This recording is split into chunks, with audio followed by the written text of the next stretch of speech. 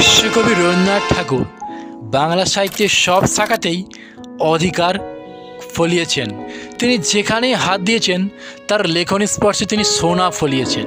কবিতা, গান, নাটক, ছোট গল্প, উপন্যাস, প্রবন্ধ, পত্রাবলী, অঙ্কন, জীবন দর্শন সব কিছুতেই প্রতিভার স্বাক্ষর রেখে গেছেন। এক কথায় বহুমুখী প্রতিভার অধিকারী ছিলেন তিনি।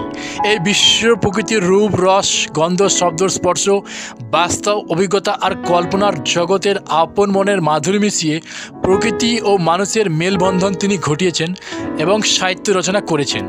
সত্যই সুন্দর। সুর, তাল, লয়, ভাব, ভাষা, ছন্দ, অলঙ্কার মিলিয়ে অনবদ্য অনিন্দ্যসুন্দর শিল্প সৃষ্টিতে এক অসামান্য অবদান তিনি রেখে গেছেন। বাঙালি জীবনে রবীন্দ্রসঙ্গীত ও নজরুল গীতির আলাদা করে একটা গুরুত্ব রয়েছে। যেমন কথা তেমন সুর। তার সঙ্গে যখন সাংস্কৃতিক অনুষ্ঠান মঞ্চে এই গীতি নৃত্য সহযোগে পরিবেশন করা হয় তখন দর্শক মনকে আপ্লুত করে, পরম তৃপ্তি দেয়, হৃদয়ে প্রবল প্রাণোচ্ছ্বাস ঘটায়, মনের উদ্যম যোগায়, হৃদয়ঙ্গম করে। সুর, তাল, লয়, ছন্দ মিলিয়ে অনবদ্য যে শিল্পকলা সৃষ্টি হয় তা মনে বারংবার ঝঙ্কৃত হয়।